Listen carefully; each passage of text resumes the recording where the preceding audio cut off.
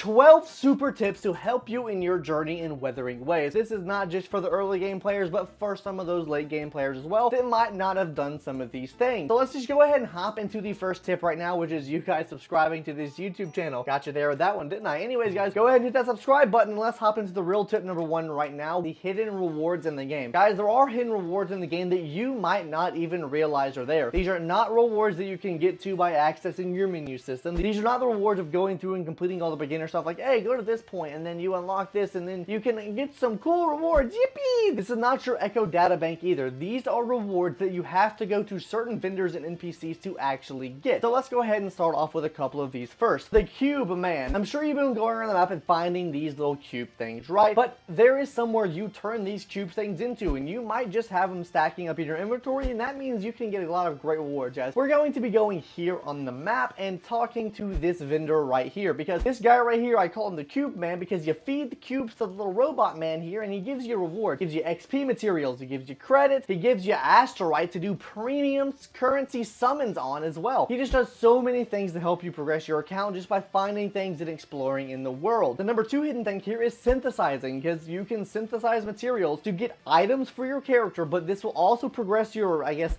pharmaceutical, I can't think of the name of it right now, but the pharmaceutical level, you'll see it on screen. You can get rewards just by synthesizing things as well, so make sure you're picking up everything you see in the world. That's actually a really great tip as well that I'm not going to make a main tip in this video. Pick up everything. Just pick up everything you see. If you see a rock, hit it and destroy it. If you see flowers on the ground, pick them up. Pick everything that glows up, guys.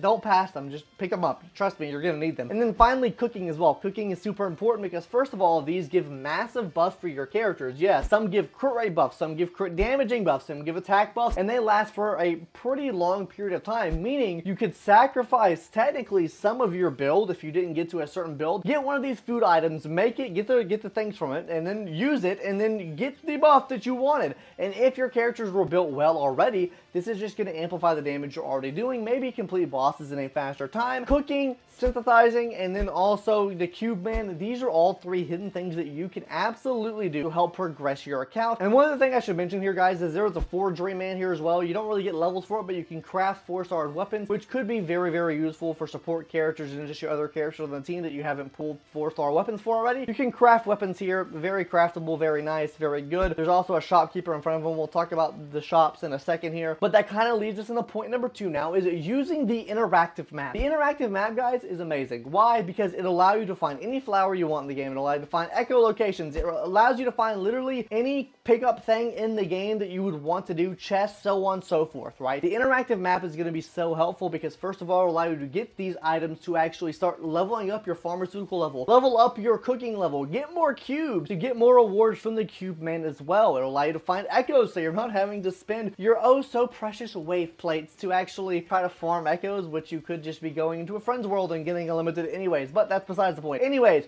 the interactive map is a super, super nice thing to have. I think you should definitely use it. Link for the interactive map will be in the description down below if you do want to use this interactive map, because I mean, just look at all the funness you can get from this one right here. Anyway, guys, that does lead us into tip number 3 right now, which is if you don't want to go farming for this, what can you do? Go to shop. Guys, the main city offers so many different shops where you can buy so many different things, that being cooking ingredients. I wasted all my credits on salt and I absolutely regret it. And even the guy in front of the forgery station, which will sell you things like weapon enhancement materials, things to level up your forties for your character so you're not having to consume wave plates to actually level them up. You can buy them from this shop. Weapon essential materials, level essential material, everything like that. You can buy so much stuff from this shop right here. Make sure you're taking use of the shop. Cooking shop obviously will help you make things in the cooking. You can go to a pharmacy shop, help make consumables for battles and stuff like that to revive your characters, give your characters HP, so on and so forth. And then finally, one shop that you definitely want to be visiting, you can access this just from exploring the game. The souvenir shop actually allows you to buy summons,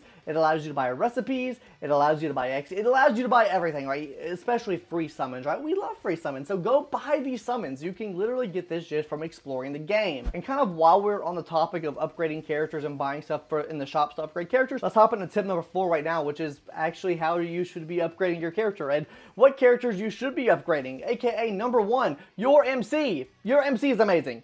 you get free duplicates for your MC, and these duplicates range from all of these things right here, okay? Your MC literally is one of the best things, one of the best investments you can make in your account, because not only will they potentially be changing typings in the future, they'll also just help you as a free-to-play player because they free 5-star character, which means they have enhanced stats. You're already getting a lot of free materials to upgrade them anyways. They just help out in a lot of different situations. So if you're struggling with getting 5 stars, so on and so forth, we are getting 3 though, by the way. That's very cool. Go watch my last video if you want to see the information on that. Anyways, they're going to help you out tremendously. Now, let's go ahead and hop into tip number 5 now, which is what you should be upgrading, how you should be using wave plates and everything like that. Now, upgrading your character is a very essential part of any character's journey. Now, what you would normally think, upgrade the level. Let's farm stuff to upgrade levels. Let's farm stuff to upgrade weapon levels and everything like that. I'm here to tell you, don't focus on that too much. I would focus on boss fights and weeklies before focusing on the XP and stuff, because you will get hard capped, guys. You have the ability to go fight bosses, to get their essential materials for your characters, for your weapons, so you can bring them past their level cap and actually level them up. You need XP to level them up, but you actually need essential materials to get them to that status of being able to actually level them up. So how do you do this, guys? Like I said, fight bosses, fight your weekly bosses, because these are going to give you those things. You can literally get XP materials and credits and weapon XP material, Echo XP material, everything like that, just from playing the game, going to the hidden shops like I mentioned before, going to the hidden reward level up things that I mentioned before as well, and you can even go to the shop man in front of the weapon forgery and buy some of this stuff for your characters. It's super important. Make sure you're fighting the bosses. Make sure that's where the majority of your wave plates are going to. That will be absolutely essential in you progressing your account. So let's hop into tip number 6 now, talking about echoes, because echoes are really important as well, because here this is where you're getting a lot of your stats from, okay guys? And if you're not building your characters correctly and not leveling them up correctly, then this might be pretty down bad for you. I'm so sorry, I didn't mean to do that. Anyways, first things first, focus on data bank level, guys. Focus on just exploring the map and killing as many echoes as possible. Your echo level scales off of how many echoes you collect, which means it scales off the amount of enemies you kill. So kill as many of these as possible, because the higher data bank level you have,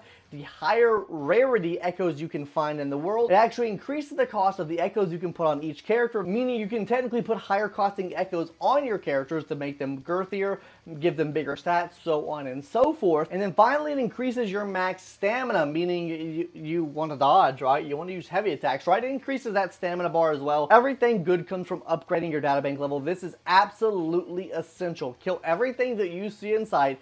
Make sure you're getting this data bank leveled up, because it's going to be important for your account, trust me. Now let's go ahead and hop into tip number 7, which is actually upgrading your echoes. Upgrading your echoes may seem pretty easy right now. The difference in this game than you would see in Honkai Star Rail or Genshin Impact is you can already upgrade these echoes to max level, but they won't give you any substats. After you hit certain threshold points, it gives you the ability to unlock certain substats. You'll be using these things right here to actually unlock substats. Now, how I would be leveling this up, I would level them up very slowly. Level your echoes up enough where you get one substat roll. You then unlock the substat. If it's a good subs roll, then level up some more. Get another substat roll unlocked. That's how I would recommend doing it. If you roll all the way and then you have to unlock all of them, like, oh my god, this relic's trash! Oh my god, this echo is trash! Then you just wasted all of that material. Not really wasted, because you can refeed them back in. I'll talk more about this in a second, but the benefit of you actually just going through and slowly leveling up these echoes and then getting substat one by one will allow you to craft better relics and potentially just have better rolls all around, conserving more XP material and stuff like that to upgrade future echoes down the line. Hey, and you know, if you get to that first substat marker and it's bad, you know what you can do? You can feed that into another echo, which will take about 80% of what you put into it back.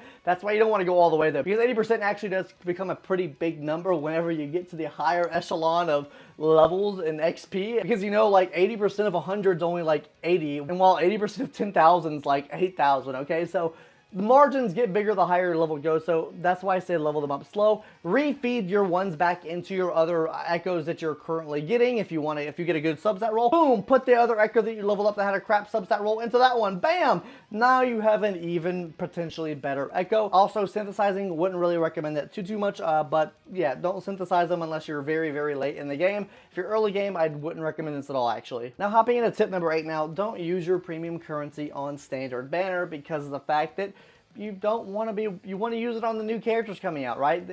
These things aren't getting, these things are always going to be around. They're always going to give you free summons for these things right here, right? Don't use your premium currency on this right here. Now, that's pretty self-explanatory, and that will actually lead us into point number 9 now, which is S1 or weapon. Always weapon. I always will recommend weapon in this game just for the fact that it is a 100% drop chance on the weapon, and you still have to win a 50-50 on the character, meaning in my eyes, pulling a weapon is always going to be better than pulling for a dupe of a character. That is just hands down, I think, the route that you should go, because sure, if they have a really good S1, right, then you attempt to go for it, but you could lose that 50 and you could be going double the amount of currency it would take to actually get the weapon, which is a 100% guaranteed chance every single time, and that's why I think that you should probably just go for weapon and character versus trying to go for multiple characters, but that's a whole other topic for a whole other video. Anyways, guys, while we're on the topic of summoning weapons 5 stars, let's hop into tip number 10 right now, which is weapons. You get a free 5-star selector in the game for a weapon. What weapon should you choose? Personally, I would recommend you choose either the sword or the gun. I think that the stats alone are just good enough to actually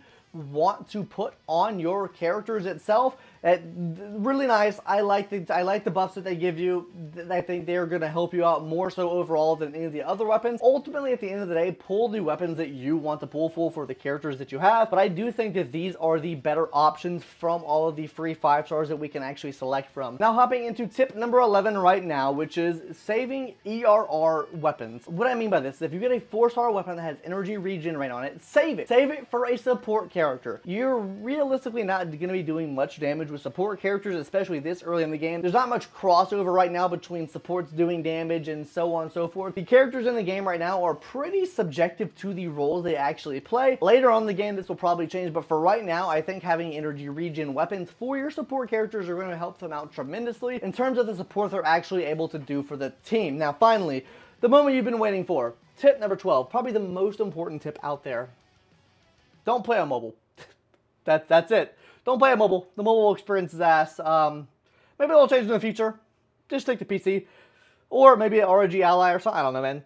Don't play on mobile. It's dog shit. Bye. See you later. Subscribe if you haven't already. Bye.